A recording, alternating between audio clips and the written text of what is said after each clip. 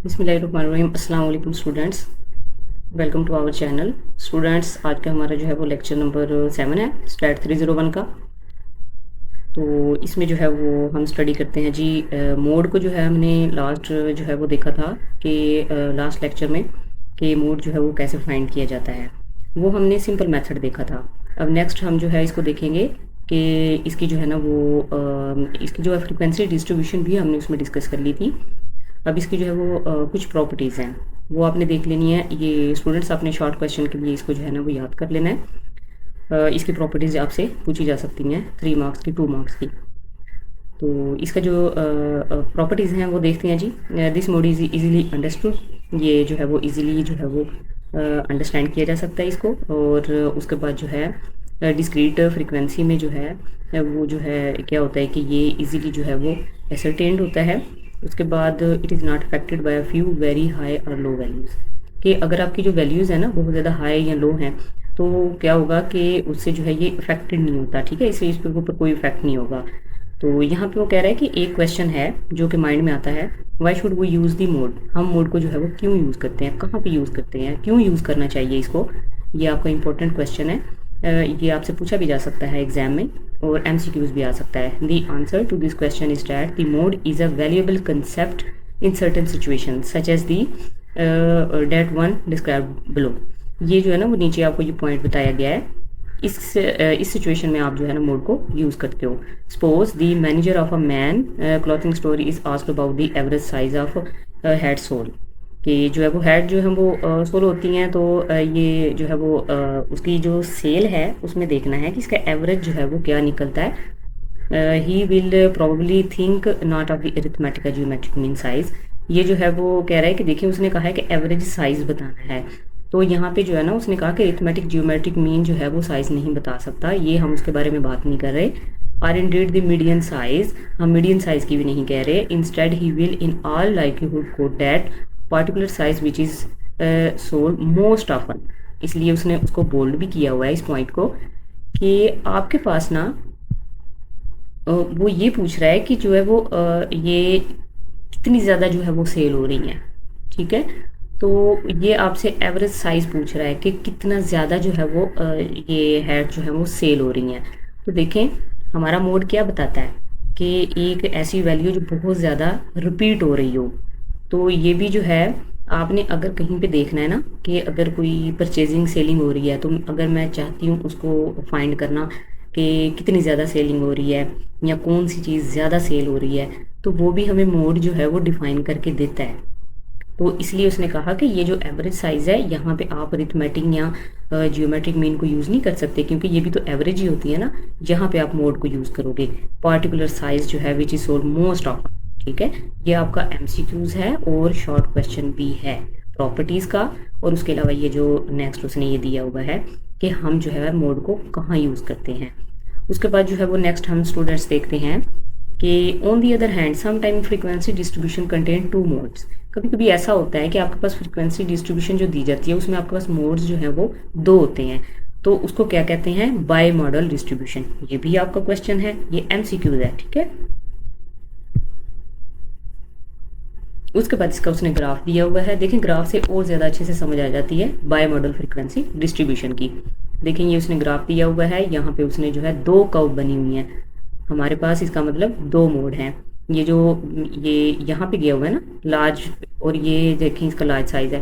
तो ये जो दोनों हैं ये आपके पास ये 1 मोड है, ये 2 मोड है, कि यहाँ पे एक चीज़ ज़्यादा रिपीट हो रही है और एक यहाँ पे। तो वो जो 2 वैल्यूज़ हैं वो आपके पास 2 मोड हो गए। अगर आपके पास 2 मोड आ जाएं किसी भी फ्रीक्वेंसी डिस्ट्रीब्यूशन में तो उसको हम कहते हैं बाई मॉडल फ्रीक्वेंसी डिस्ट्रीब्यूशन। ये आपने बात याद रखनी है। उसके बाद नेक्स्ट स्टूडेंट्स हम डिस्कस करते हैं जी अरिथमेटिक मीन। अरिथमेटिक मीन क्या होती है। अरिथमेटिक मीन सिंपली एक एवरेज ही होती है। एवरेज जैसे हम फाइंड करते हैं मीन फाइंड करते हैं। Arithmetic mean simply the mean is a value obtained by dividing.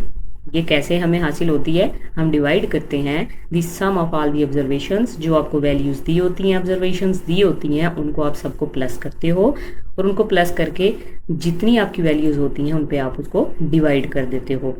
तो नेक्स्ट हम देखते हैं इसका फार्मूला है जी। इसको जो है वो अरिथमेटिक मीन को हम जो है किससे शो करते हैं, एक्स से, और उसके ऊपर जो है ये यूज़ होगी line sum of all the observations, जो आपको वैल्यूज़ दी जाएंगी उन सबको प्लस करना है, और नीचे नंबर ऑफ दी ऑब्जर्वेशंस, जितनी वो ऑब्जर्वेशंस होंगी उन पे आपने डिवाइड कर देना है, आपका आंसर आ जाएगा। और ये उसने फार्मूला जो है वो दिया हुआ है। स्टूडेंट्स इसमें ज़्यादा कंफ्यूज होने की जरूरत नहीं, ये जो इसने यहाँ पे लिखे हुए हैं आई इज इक्वल टू 1 आई और ये एन, अगर आप चाहो तो इसको स्किप करके सिंपल लिख सकते हो समेशन एक्स ओवर एन। ठीक है, एग्जाम्पल दी हुई है, एग्जाम्पल से आपको जो है वो समझ आ जाएगी अरिथमेटिक मीन कैसे फाइंड करते हैं। ये देखें, ये उसने टेबल दिया हुआ है, ये आपके पास सारी वैल्यूज़ हैं। आपने क्या करना है स्टूडेंट्स, इन सबको आपने प्लस करना है, ये जितनी भी वैल्यूज़ हैं इन सबको प्लस करके, और आपने किस पे डिवाइड कर देना है, ये जितनी आपके पास ऑब्जर्वेशंस हैं, कितनी ऑब्जर्वेशंस हैं, वैल्यूज़ हैं जी 1 2 3 4 5 6 7 8, आपने 8 पे जो है इन सब को प्लस करके और 8 पे डिवाइड कर देना है, तो आपके पास जो है वो आंसर अरिथमेटिक मीन का जो है वो आ जाएगा 37.12।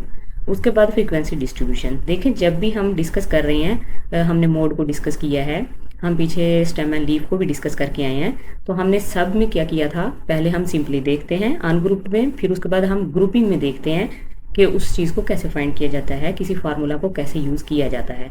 तो अब हम देखते हैं जी टेबल की फॉर्म में, ग्रुप की फॉर्म में, फ्रीक्वेंसी डिस्ट्रीब्यूशन की फॉर्म में कि अरिथमेटिक मीन कैसे फाइंड किया जाता है।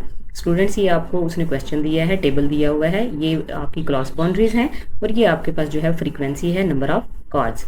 देखें नंबरिंग जब भी होती है उसको हम फ्रीक्वेंसी ही कहते हैं। तो नेक्स्ट क्या है जी, अरिथमेटिक मीन हमने फाइंड करना है। अरिथमेटिक मीन का आपने एक बात याद रखनी है, इसके दो फार्मूलाज होते हैं, एक सिंपल फार्मूला और एक होता है ये ग्रुप और अनग्रुप्ड। दो आपको जो है वो क्वेश्चन दिए जाते हैं, अगर आपका डाटा जो है ग्रुप्ड फॉर्म में है तो आप ये वाला फार्मूला यूज़ करोगे, और अगर अनग्रुप्ड है तो जो अभी हमने सिंपल देखा था समेशन एक्स ओवर एन, वो हम यूज़ करेंगे। ठीक है, तो अभी हम देखते हैं कि अरिथमेटिक मीन का जो है ग्रुप्ड की फॉर्म में जो फार्मूला है वो क्या है, summation F x over summation F.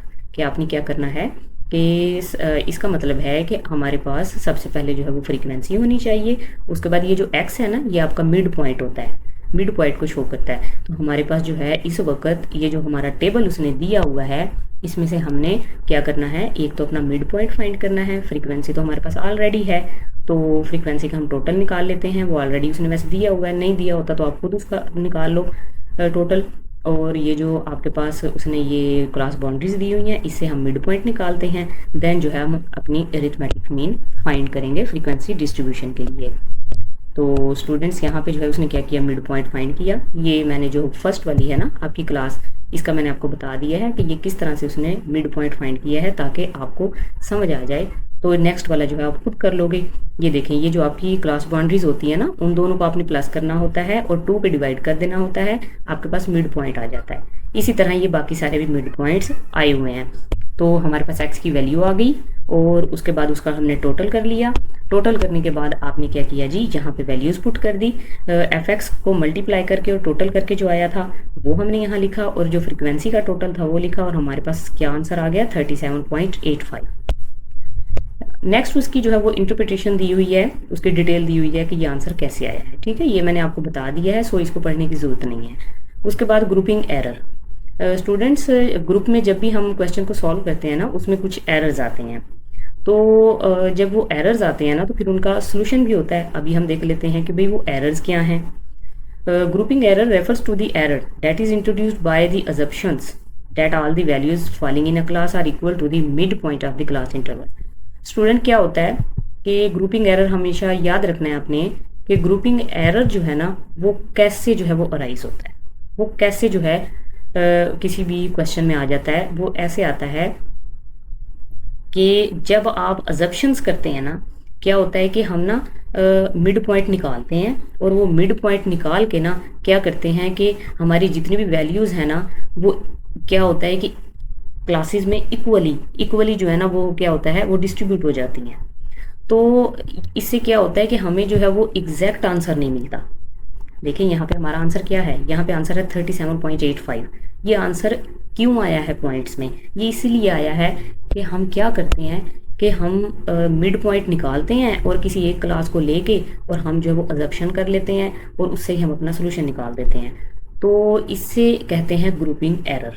ये आपका MCQs भी हो सकता है और शॉर्ट क्वेश्चन भी हो सकता है, ठीक है। In reality, it is highly improbable to have a class for which all the values lying in that class are equal to the midpoint of that class, ठीक है। This is why the mean that we calculate from a frequency distribution does not give exactly the same answer। कह रहा है कि इसी वजह से जो आपका आंसर है वो एग्जैक्ट नहीं आता। We would get by computing the mean of our data, raw data। अब वो कह रहा है कि इसमें क्या होगा कि देखें, जब एरर आ रहा है तो उसका कोई तो सोल्यूशन होगा ना, कि अगर ग्रुपिंग एरर है तो उसको सॉल्व करने का कोई तो तरीका होगा। And indicated earlier a frequency distribution is use to calculate the approximate value of various descriptive measures. ये यहाँ पे क्या है जी, this grouping error arises in the computation of many descriptive measures. ये जो आपका एरर है ये कहाँ कहाँ पे आता है, geometric mean, harmonic mean, mean deviation next आप पढ़ोगे, एंड स्टैंडर्ड डेविएशन, ठीक है। ये दो टर्म्स अभी आपके लिए न्यू है, ये आप नेक्स्ट पढ़ोगे। But experience has shown that in the calculation of the arithmetic mean, लेकिन तजर्बा ये बताता है जी अरिथमेटिक मीन की जब हम कैलकुलेशन करते हैं तो this error is usually small and never serious. ये जो एरर आता है ना ये इतना ज़्यादा सीरियस नहीं होता। Only a slight difference occurs between the true answer that we would get from the raw data, ठीक है, and the answer that we get from the data has been grouped in the form of frequency distribution. अब वो next आपको बताने लगा है जी कि ठीक है भाई, आपके पास जो ये हम बात कर रहे हैं इसको एग्जाम्पल से जाहिर करते हैं, इसको प्रूव करते हैं कि हम क्या कहना चाह रहे हैं। देखिए उसने कहा है कि अरिथमेटिक मीन से जो है ना वो उसने ये सोल्यूशन निकाला है। आपके पास सोल्यूशन आया जी 37.82। अब वो क्या कह रहा है, the difference between the true value of 37.82 and the value obtained from the frequency distribution 37.85 is Indeed very slight. के आपके पास देखें पहले आंसर आया था 2, जस्ट 2 and 5 का डिफरेंस है, ज़्यादा तो नहीं है। The arithmetic mean is predominantly used as a measure of central tendency, ठीक है। द क्वेश्चन क्या है ये भी इंपॉर्टेंट है, इसको भी हाईलाइट कर लें। Why is it that the arithmetic mean is known as measure of central tendency, इसको हम जो है वो मेजर ऑफ सेंट्रल टेंडेंसी क्यों कहते हैं। The answer to this question is that we have just obtained 37.85 falls more or less in the center में आता है, ठीक है, center of our frequency distribution। ये देखें यहाँ पे उसने ग्राफ से ये चीज़ बता दी। ग्राफ से एक चीज़ बहुत अच्छे से समझ आ जाती है, ठीक है। देखें ग्राफ से उसने बता दिया ये कर्व बनी हुई है और उसके मिड में देखिए 40 पॉइंट ये मिड में आ रहा है इसकी, ठीक है, इसलिए इसको सेंटर टेंडेंसी जो है वो कह रहा है यहाँ पे। उसके बाद इसकी कुछ प्रॉपर्टीज़ हैं, ये प्रॉपर्टीज़ हैं स्टूडेंट इसकी, ये आपने याद रखनी है, too much important. Best understood average in statistics, ठीक है, बहुत अच्छे से जो है वो समझ आ जाती है इसकी अरिथमेटिक मीन की। रिलेटिवली इजी टू कैलकुलेट करने में आसानी होती है। Takes into account every value in the series. उसके बाद जो है वो नेक्स्ट हम देखते हैं जी हमारे पास क्या है। नेक्स्ट स्टूडेंट्स जो है वो हमारे पास है जी there is one limitation to the use of the arithmetic mean. Arithmetic mean को हम यूज़ तो करते हैं लेकिन कोई भी मेथड है ना, मैथ में, स्टैट में, कहीं पे भी देखें जितने भी आते हैं ना तो उनमें कुछ लिमिटेशंस होती हैं। फिर नेक्स्ट जो है वो इंट्रोड्यूस करवाया जाता है न्यू मेथड, तो इसमें भी कुछ लिमिटेशंस हैं, ठीक है। उस लिमिटेशन की वजह से जो है वो नेक्स्ट आपको एक न्यू जो है वो टॉपिक दिया जाएगा कि हम उसको यूज़ कर सकते हैं इसकी जगह पे। नेक्स्ट कौन सा है जी, वेटेड अरिथमेटिक मीन, ठीक है। वेटेड अरिथमेटिक मीन है, इसको हम यूज़ करेंगे, ठीक है। ये जो है ये रहा, ठीक है, इसको हम देखते हैं। ये जस्ट आपको क्वेश्चन आएंगे जी, क्वेश्चन आपको दिए जाएंगे, उनको आपने सॉल्व करना होता है। ये देखें ये अरिथमेटिक मीन फाइंड किया है इनका, ठीक है। इनका अरिथमेटिक मीन कैसे फाइंड किया है, suppose that on a given day 15% of freshman है, 5% ये देखिए ये ना इनकी परसेंटेज निकाल के इसने दी हुई है सारी, और उसके बाद उनका जो है ना वो टोटल करके फोर वैल्यूज़ है ना तो 4 पे डिवाइड करके अरिथमेटिक मीन फाइंड किया हुआ है। अच्छा यहाँ पे क्या है जी, क्या समझाना चाह रहा है, but the fact of the matter is that the above calculation gives a wrong answer. In order to figure out why this is a wrong calculation, ये रॉन्ग क्यों है, consider the following as we have already noted. कह रहा है कि 15% fresh थे are absent on this particular day. कह रहा है 15% जो है वो नहीं आए थे। In all there are 100 freshman in the school, hence the total number of freshman who are absent is also 15। But as far as the sophomores are concerned, the total number of them in the school is 80%, and if 5% of them are absent on the particular day, this means that the total number of sophomores who are absent is only 4. Proceeding in this manner we obtain the following table. उसने क्या किया है कि ये table बनाया है, ये आपके पास टेबल आया और टेबल से ये टोटल निकाला, इधर उसने इसका टोटल निकाला है परसेंटेज का, तो आपके पास आंसर आया जी 9। स्टूडेंट्स यहाँ पे आ रहा था 8, इधर आया आपके पास 9। कह रहे हैं कि it's very clear that previous result was not correct. ठीक है, अब क्या कह रहा है, this situation leads us to a very important observation here our figure pertaining to absenteeism in various categories of students cannot be regarded as having equal weightage। ठीक है, यहाँ पे अब जो है वो आपको बताने लगा है कि वेटेज को हम यूज़ करेंगे, उससे हम आंसर निकालेंगे और वो आपको डिफरेंस बताएगा कि रिजल्ट जो है वो कितना बेटर आया है या सेम आया है। अब हम देखते हैं जी वेटेड मीन क्या होता है। वेटेड मीन स्टूडेंट्स, ये आपको टेबल दिया हुआ था ना जो आपने प्रीवियस अभी देखा, उस टेबल में से उसने क्या किया कि वेट निकाला है। वेट कैसे निकाला है जी, ये आपके पास x है, ये आपके पास जो है वो क्या है, वेट है। ठीक है, ये वाला, तो उसमें से एक x कर दिया, एक उसने w किया, उसको टोटल कर दिया, w वेट को शो कर रहा है। और उसके बाद जो है ना वो नेक्स्ट उसने क्या किया कि इनको जो है इन दोनों को, ये जो दोनों है ना x एंड w, इनको उसने मल्टीप्लाई कर दिया और उनका टोटल निकाला और यहाँ पे वैल्यूज पुट की, तो आंसर आ गया स्टूडेंट्स 9। देखें, जो पहले आंसर था वो भी 9 था, यहाँ पे जो आंसर आया वो भी 9 है।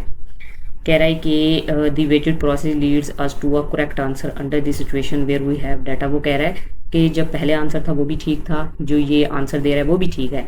अब वो कह रहा है कि ये जो वेटेड प्रोसेस है ना वो कुछ फिक्स जगहों पे बेस्ट होता है अरिथमेटिक मीन की निस्बत।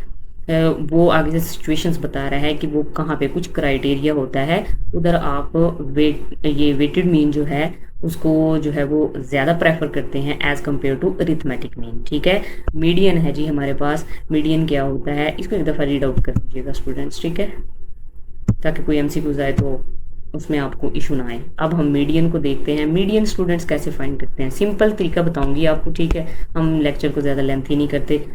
तो मीडियन में क्या होता है कि सबसे पहले आपने क्या करना है स्टूडेंट्स के ना असेंडिंग आर्डर में लिखना होता है डाटा। आपने ये आपको डाटा दिया हुआ है, ये वाला ये डाटा है आपके पास, इसको असेंडिंग आर्डर में लिखूंगी तो सबसे छोटा जो है वो डिजिट वो पहले आएगा और बड़े की तरफ हम जाते जाएंगे। फिर आपने इसमें से देखना है मिड पॉइंट कौन सा है स्टूडेंट्स। अगर तो ये इसकी इंटरप्रिटेशन देखते हैं, वहाँ से आपको ज़्यादा अच्छे से समझ आ जाएगी। ये इंटरप्रिटेशन है, मीडियन आपने फाइंड करना है। हम जो है वो मिड पॉइंट देखेंगे कि मिड में कौन सी वैल्यू आ रही है। ठीक है, अच्छा, इवन एंड ऑड नंबर, जब आपके पास ऑड होंगे ना नंबर्स वैल्यूज़, तो फिर तो आपके लिए आसान है कि जो मिड वाली एक वैल्यू है वो आपकी क्या होगी, मीडियन होगी। लेकिन अगर आपके पास इवन नंबर्स आ जाते हैं तो हमारे पास तो दरमियान में दो वैल्यूज़ आ जाएंगी ना, तो उस सूरत में हम कैसे मीडियन फाइंड करते हैं। वो स्टूडेंट्स ऐसे होता है कि आपने ना उन दोनों को प्लस करना होता है और उनको ना 2 पे डिवाइड कर देना है, तो फिर आपके पास जो आंसर आएगा वो मीडियन होता है। ठीक है, उसके बाद फ्रीक्वेंसी डिस्ट्रीब्यूशन में देखते हैं मीडियन कैसे फाइंड किया जाता है। ये देखें, ये आपके पास उसने टेबल दिया हुआ है, देखते हैं जिस इसमें से मीडियन कैसे फाइंड करते हैं। ये आपके पास टेबल है, टेबल में से क्या करना है, आपने मीडियन फाइंड करना है। तो उसके लिए क्या होगा, n/2 निकालना है आपने, और n जो है वो हमारे पास क्या है, ये है, ये जो हमने टोटल किया था। तो 45 को आप 2 पे डिवाइड करना है तो 22.5 आएगा, जो कि आपके पास 23 बनेगा। अब आपने यहाँ पे देखना है कि 23 कहाँ पे आता है, 23rd जो क्लास है वो किधर है। देखिए 23rd क्लास ना ये 20 और 28 इन दोनों के दरमियान में आती है, तो तकरीबन जो है 23 जो है वो यहाँ पे आती है। तो उसके अपोजिट देखें, उसके अपोजिट जो ये x की वैल्यूज़ हैं, इसमें से आपने देखनी है फ्रीक्वेंसी कितनी है, फ्रीक्वेंसी 23 हमारी आएगी 20 और 28 के दरमियान में। तो जो सबसे बड़ी वैल्यू है ना, हम उसको देख लेंगे कि x की क्या है, बड़ी वैल्यू हमारे पास 29। तो जो 29 है ना वो हमारी क्या होगी जी, वो हमारी है जी यहाँ पे मीडियन है, और ये टेबल के फॉर्म में इस तरह से हम फाइंड करते हैं। ठीक है, आपके पास जो फ्रीक्वेंसी होती है उसके आप टोटल निकाल लेते हो, और टोटल निकालने के बाद ना आप कम्युलेटिव फ्रीक्वेंसी फाइंड करते हो। और कम्युलेटिव फ्रीक्वेंसी में आपने देखना है कि जब आप ये इसको n को 2 से डिवाइड करते हो ना, कि जो आपके पास टोटल फ्रीक्वेंसी है, तो फिर आपके पास जो आंसर आता है ना वो क्लास आपने ढूंढनी होती है। इधर कम्युलेटिव फ्रीक्वेंसी में मैंने देखा 20 और 28 के दरमियान में आ रही है तकरीबन, तो वो हम जो मैक्सिमम वैल्यू है ना 29 को जो हम यहाँ पे ले लेंगे। 29 जो है ना वो हमारे पास क्या है, इसका आंसर होगा मीडियन पॉइंट होगा हमारे पास। ठीक है, मिड पॉइंट जिसको कहते हैं। तो उसके बाद इसको एक दफ़ा आप रीड आउट कर लीजिएगा। इसमें वैसे यहाँ पे तो कोई इंपॉर्टेंट चीज़ नहीं है, क्योंकि जो चीज़ थी वो मैंने आपको समझा दी है, तो इसको ना भी करने तो कोई इशू नहीं है। और इसमें कुछ एग्जाम्पल्स दी हुई हैं, उनको आप देख लीजिएगा। ठीक है students, thanks for watching my video and अल्लाह हाफिज़।